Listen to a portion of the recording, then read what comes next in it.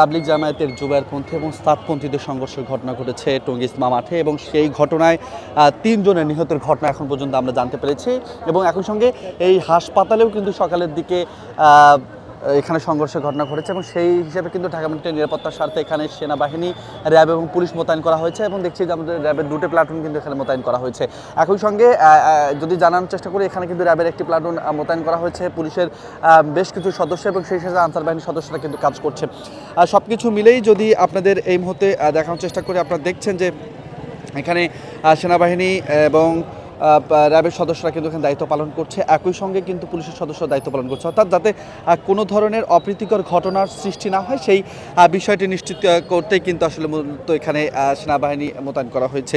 একই সঙ্গে যদি জানানোর চেষ্টা করি যে আমরা তথ্য নিয়েছি আসলে কতজন এখানে আহত হয়ে এসেছেন। এখন পর্যন্ত যেটি বলা হয়েছে যে মেডিকেলের পক্ষ থেকে যেটি বলা হয়েছে আধা ঘন্টা আগে, এখন পর্যন্ত এখানে 36 জন চিকিৎসা নিতে এসেছেন। 36 জনের মধ্যে 7 জনকে ভর্তি করা হয়েছে এখানে এবং বাকিদেরকে জরুরি চিকিৎসা দিয়ে আসলে এখান থেকে ছাড় দেওয়া হয়েছে।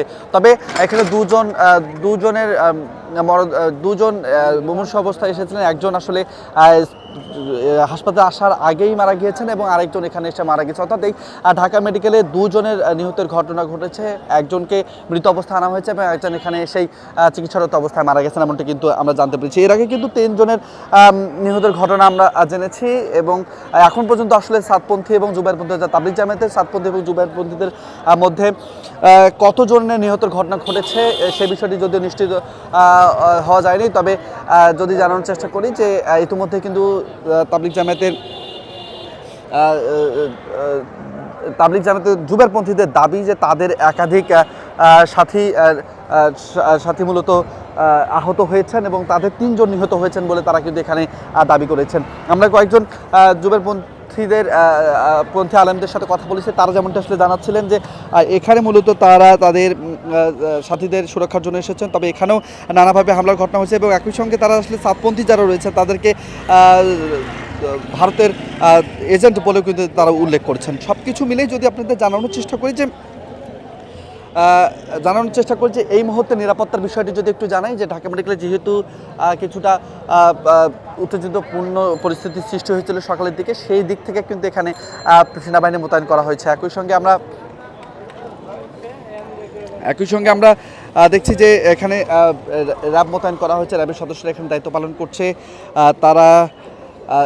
করছে, নিরাপত্তার যাতে কোনোভাবে অবনতি হয় এবং আশেপাশে পুরো এলাকা জুড়ে কিন্তু নিরাপত্তা তৈরি করা হয়েছে। আমরা দেখছি যে সব কিছু মিলেই এখানে আশেপাশে কাউকে আসলে ভিড় করতে দেওয়া হচ্ছে, যারা চিকিৎসার জন্য আসেন তাদেরকে সরাসরি ভিতরে প্রবেশ করানো হচ্ছে। একই সঙ্গে এখন পর্যন্ত আসলে সকাল থেকে যেহেতু সকালের দিকে সংঘর্ষটি হয়েছে ভোরের দিকে, সেদিক থেকে কিন্তু সকালেই আসলে এখানে বিশৃঙ্খল পরিস্থিতি ছিল, তবে এখন পর্যন্ত যেহেতু আশঙ্কা রয়েছে নিরাপত্তাহীনতার, সেই দিক থেকে কিন্তু সেনাবাহিনী মোতায়েন করা হয়েছে এবং ঠিক সম্মুখে অর্থাৎ ঢাকা মেডিকেলের ইমার্জেন্সি ওয়ার্ডের ঠিক সামনেই কিন্তু সেনাবাহিনীর 2টি প্লাটুন মোতায়েন করা হয়েছে। একই সঙ্গে পাশে কিন্তু র্যাবের সদস্যরা তারা দায়িত্ব পালন করছেন। আপনাদের জানিয়ে রাখি যে দীর্ঘ সময় ধরে কিন্তু এই তাবলিগ জামায়াতের 2 পক্ষের মধ্যে সংঘর্ষ ঘটেছে। এর আগে 2018 সালে সংঘর্ষের ঘটনা হয়েছিল, সেখানেও কিন্তু নিহতের ঘটনা রয়েছে এবং এ নিয়ে কিন্তু পাল্টাপাল্টি সংবাদ সম্মেলনও করেছে জুবায়েরপন্থী এবং সাদপন্থীরা, অর্থাৎ মূলত তাদের মধ্যকার যে বিরোধ সেটি তাবলিগ জামায়াতের টঙ্গীর যে বিশ্ব ইজতেমা, সেই ইজতেমার দখল নিয়ে মূলত এই সমস্যাগুলো হচ্ছে, অর্থাৎ কারা আসলে এখানে ইজতেমা করবে, কাদের দখলে থাকবে ইজতেমার নিয়ন্ত্রণ, এই বিষয়গুলো নিয়ে কিন্তু আসলে সংঘর্ষের ঘটনা হয়। এর আগে কিন্তু কাকরাইল মসজিদ নিয়ে তাদের মধ্যে বিরোধ ছিল, সেদিক থেকে বিগত আওয়ামী সরকার অর্থাৎ ফ্যাসিস্ট সরকারের আমলে কিন্তু সাদপন্থী এবং জুবায়েরপন্থীদের একটি নীতিমালার মধ্য দিয়ে তাদের এই কার্যক্রম চালানোর অনুমতি দেওয়া হয়েছিল। একই সঙ্গে যদি জানানোর চেষ্টা করি যে এর আগে বেশ কয়েকটি সমাবেশ হয়েছে, পাল্টাপাল্টি হুমকি মামলাও হয়েছে এই জুবায়েরপন্থী সাদপন্থী তাবলিগ জামায়াতের 2 পক্ষের মধ্যে, অর্থাৎ তাদের মধ্যকার যে বিরোধ, সেই বিরোধ নিরসনে কিন্তু দীর্ঘদিন ধরে চেষ্টা করা হলো, সেটি কিন্তু হয়নি। এবং একই সঙ্গে আজ সকালে 11টা নাগাদ কিন্তু 2 পক্ষের সাথে বৈঠকে বসার কথা ছিল সরকারের দায়িত্বরতদের, সেদিক থেকে কিন্তু তার আগেই এই পরিস্থিতিটির সৃষ্টি হয়েছে। আপনারা দেখছেন যে আপনারা দেখছেন যে ঢাকা মেডিকেল ইমার্জেন্সি সম্মুখ ভাগে কিন্তু যে নিরাপত্তার বলয় সেটি তৈরি করা হয়েছে। একই সঙ্গে যদি জানানোর চেষ্টা করি যে র্যাব এবং অন্যান্য সদস্য যারা রয়েছে তারা কিন্তু ওখানে দায়িত্ব পালন করছেন। সব কিছু মিলেই যদি একটু তথ্য দিয়ে দেওয়ার চেষ্টা করি, ভোরের দিকে এই সংঘর্ষের ঘটনাটি ঘটে। দুই পক্ষের মধ্যে ইজতেমার মাঠ দখলকে কেন্দ্র করে ঘটনাটি ঘটে এবং তারপরই কিন্তু সংঘর্ষ জড়ায়। সেখানে 3 জনের নিহতের খবর গণমাধ্যমে উঠে এসেছে। একই সঙ্গে এই হাসপাতালের তথ্য অনুযায়ী 35 জন এখানে 36 জন এখানে চিকিৎসা নিতে আসেন। তার মধ্যে একজন মৃত অবস্থায় এসেছেন এবং দুজনকে নিয়ে আসা হয়, একজনকে মৃত অবস্থায়, এখানে একজন চিকিৎসারত অবস্থায় কিন্তু মারা গিয়েছেন।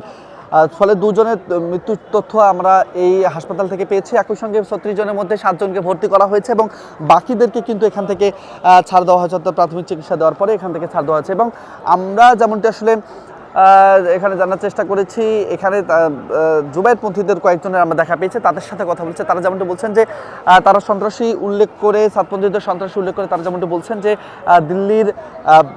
দিল্লির মদতে মূলত এমন নিষ্ঠুরতম ঘটনা ঘটানো হয়েছে তাদের দাবি। এবং তারা যেমনটি বলছেন যে দ্রুত সময়ের মধ্যে সাতপন্থীর শীর্ষ 4 নেতার বিরুদ্ধে তারা মামলা দায়ের করবেন এবং 24 ঘন্টার মধ্যে গ্রেপ্তারেরও দাবি কিন্তু তারা এখান থেকে জানিয়েছেন। সব কিছু মিলিয়েই যে থমথমে অবস্থাটি ছিল সেটি এখন পর্যন্ত এখানে কিছুটা স্বাভাবিক।